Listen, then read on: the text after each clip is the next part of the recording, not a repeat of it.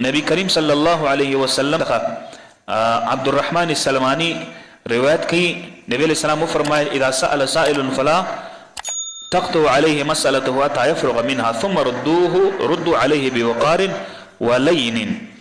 نبی علیہ السلام فرمایي که چا یو شي غوښتنه درنه کوله درمیان کې ته د هغه دا غوښتنه مه ورد کوه، ودرېږي خبره پای ته ورسوي.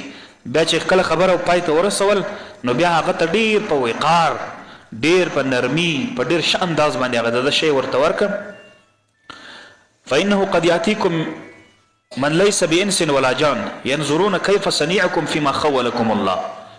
ګوره دا ډېره غټه خبرداری ده.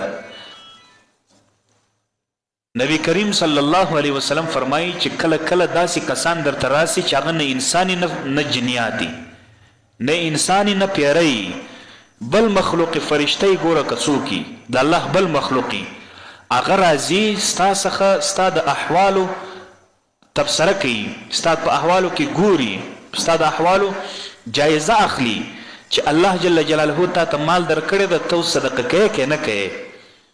ته به دا سوچ کوې چې دا فقیر راغلی زما نه غواړي، دا به انسان نه ده. ته به دا سوچ کوې چې دا راغلی زما نه شی غواړي، دا به پیری نه به پیری نه به انساني.